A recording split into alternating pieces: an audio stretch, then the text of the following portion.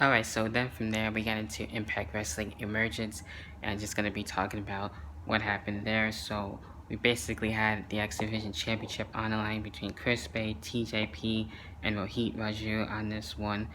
And with this, Chris Bay actually has been doing pretty damn well as X Division champion. So I wasn't really expecting a title change. I mean, he could have went to TJP, obviously, so that would have been fine. But Raju actually getting the X Division championship was really surprising to me. So I didn't expect that to happen, but there it is. Then we get into the TNA title. Moose and Trey Miguel from the Rascals. Trey trying his best to actually get the title, but Moose was able to prevail and actually keep the title, to keep that going for him, and to claim himself as basically the real world champion in Impact Wrestling.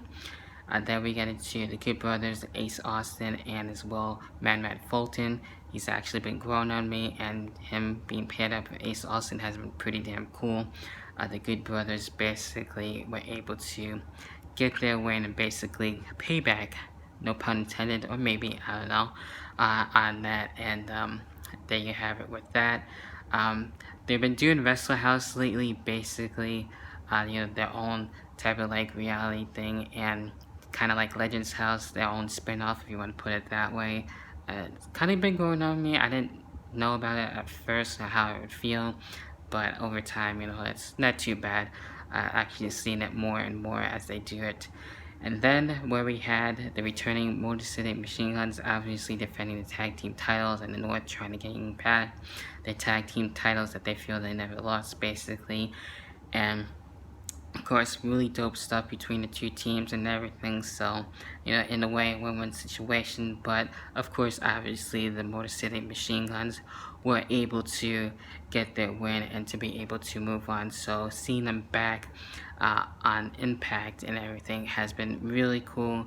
It's been dope. So, I'm happy that the Motor City Machine Guns were able to be brought back. And there we go. So, for night 2, however, things continue where we had Eddie Edwards and RVD on this one, and with him being with his wife and everything, that's been not so bad. I didn't care for it at first, but I'm learning to more accept it more and learn to appreciate it a bit more. Eddie Edwards obviously still being able to at the time have his title be basically an open challenge and everything. Eddie Edwards was able to actually move on and actually defeat RVD.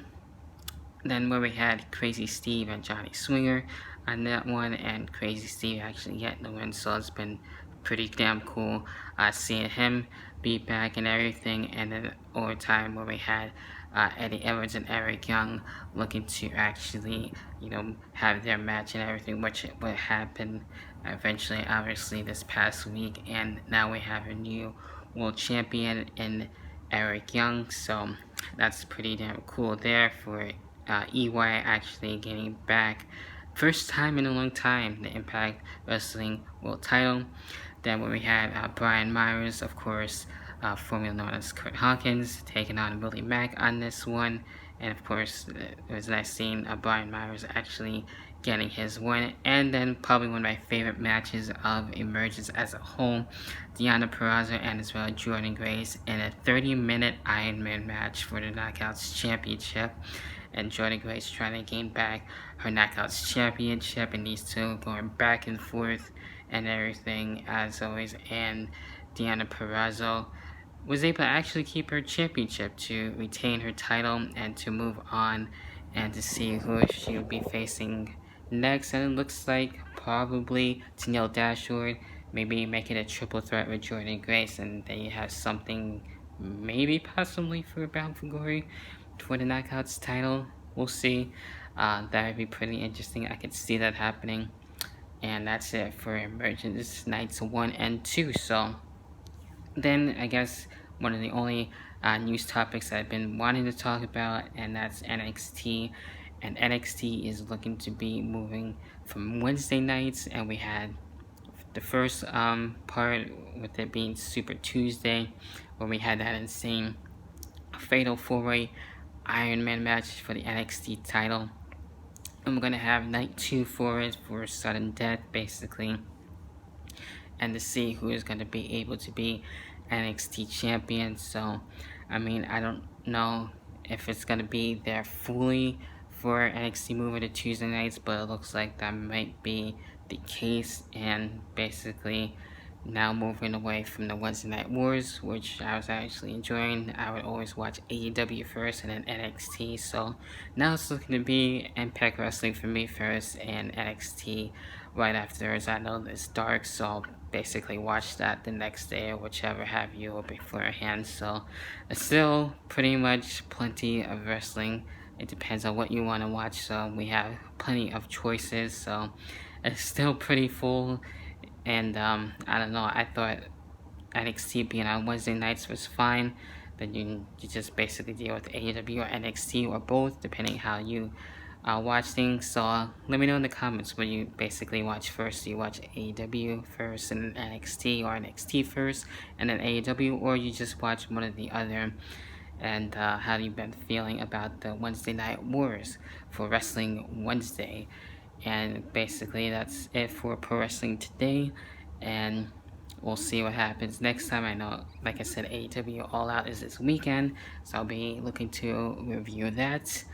And let me know in the comments what I talked about, from Payback to Impact Wrestling Emergence to NXT possibly moving to Tuesday nights. So with that being said, be sure to leave a like, subscribe, and hit the notification bell to stay notified for all my videos so you don't miss any of them.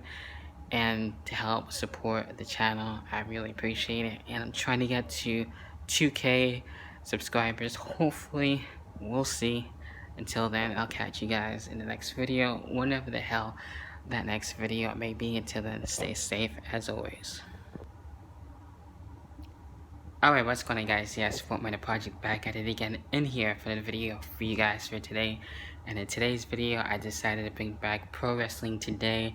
And basically, what I'm looking to do with this one is combine reviews, brief thoughts, news, and rumors. And I wanted to change things up for the In the Hot Seat podcast and do other stuff with it and talk about other things. And still bring the wrestling on there, obviously, here and there. But it's going to be a little bit more different, and still trying to find guests. And if you want to be a guest on there, definitely let me know, and then I'll be happy to have you on. And with this, I got basically a few things here with this video, and being able to talk about things, what's been going on with Payback, Impact Wrestling Emergence, and as well NXT looking to change its nights, and to see where that's going to be changing up to. And that'll be pretty much it for the re-debut of Pro Wrestling Today. So kind of in a way like brief thoughts on everything that's been going on, starting things off with WWE Payback, and which was literally right after SummerSlam, and we didn't really need that a week afterwards. So it is what it is. And basically what we did have, where we had officially Ruby Riott and as well Liv Morgan being now once again known as the Riott Squad, even though it isn't the same with, of course, with Sarah Logan and starting a family and everything. So she's been dealing with that and not really with WWE anymore, which kind of sucks. But you know, at least we still have the Riott Squad in some way, shape, or form. And what was looking to be at the time with the Iconics, I'll get into in a little bit as well. But with that, it was nice seeing the Riott Squad, even though it was just Liv Morgan and as well Ruby Riott, and they actually were able to take out the Iconics on this one. And then most recently, they were able to have a matchup to see who will move on and to see who will become the #1 contenders, basically, for the women's tag team titles. And then whoever did lose would disband. Still not over that, and the Iconics are basically split up. I don't know how I feel about that. I wasn't ready for it. And I guess it looks like Peyton Royce is going to be the one who's going to be dealing with singles competition now. And we'll see what happens with Billie Kay. They'll probably get split up with the upcoming WWE draft. So I can kind of see that, as much as it hurts and it sucks and it's fucking crazy, but hey, it is what it is, I guess. I feel like they'll actually try and still be together and act like nothing happened. That's what I'm hoping for. But we'll see what happens with that. Not really needed for them to actually split them up. They can still do singles runs, as a tag team, and then here and there be in a tag team. But we'll see.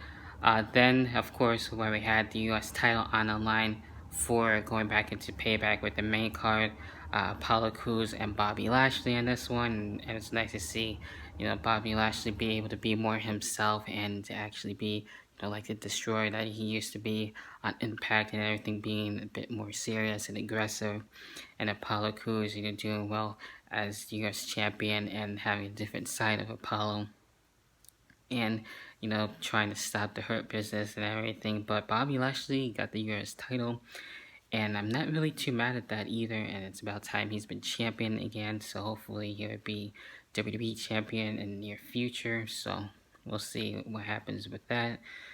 Big E and Sheamus. Big E looking to actually deal with a singles one, which is cool. First time in a long time, and kind of bringing me back a little bit to the 5 count days. That was dope as hell. I really like that when he was on NXT, and he used to be NXT champion and Intercontinental champion.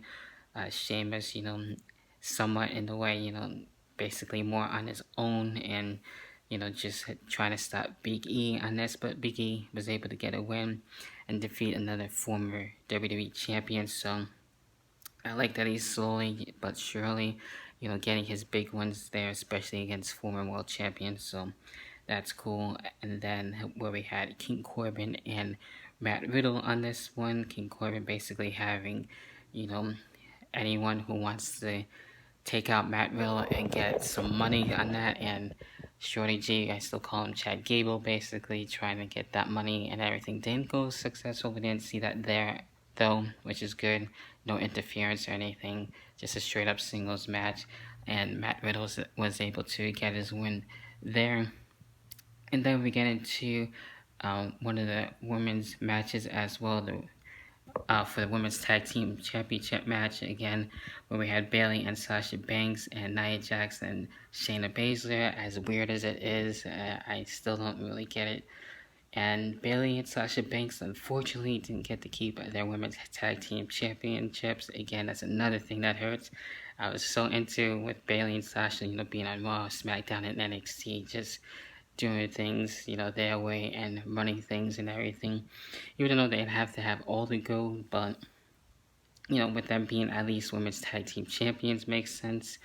And that didn't get to last any more longer because Nia Jax and Shayna Baszler get the tag team titles. We'll see who's going to be able to stop them, but I'm definitely going to miss Bayley and Sasha as tag team champions. That's for damn sure.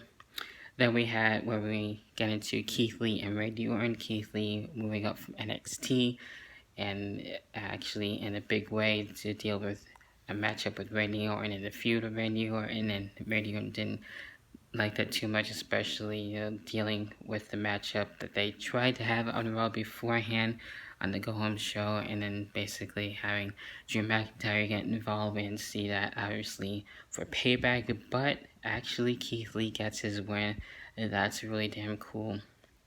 And it kind of sucks they actually changed up his theme song. I like the previous one, so I don't understand that, especially with certain superstars having certain theme songs change when they don't need to be. Then we get into the father and son tag team, Rey Mysterio and Dominic taking out Seth Rollins and Murphy. And I really like this, so AEW doesn't have the only father and son duo with Billy Gunn and his son. So now we have Rey Mysterio and Dominic, which is really cool. Maybe they'll get a future run for the tag team titles. I kind of wouldn't mind seeing that. And in the end, of course, Rey Mysterio and Dominic get the win and still dealing with Seth Rollins and Buddy Murphy till this day. And then we get into one of the matches I was looking forward to, Universal Championship match, The Fiend, of course, Bray Wyatt, and as well Braun Strowman, and a returning Roman Reigns.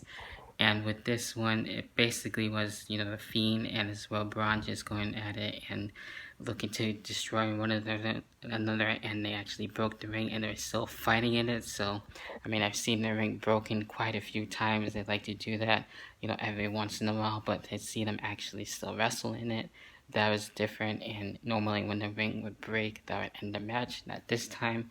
Roman Reigns eventually comes out and looking to pin either one, and Roman Reigns eventually gets the win and his Universal Championship back. And I've been hearing that he's looking to keep it for quite some time, so that doesn't really surprise me. So maybe he can either still feud with either one with Braun Strowman and or the Fiend, so I can see that for the Universal Championship and everything. So it is refreshing seeing Roman Reigns be brought back, and now a Paul Heyman guy, so I guess you can say he's heel.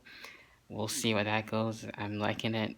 It's something different, and I'm curious to see where that's going to go. And that's pretty much it in a nutshell for WWE Payback. And of course, for this upcoming weekend where we have AEW All Out, looking to be watching that as well, and probably review it for Pro Wrestling Today and see what other news updates that are around.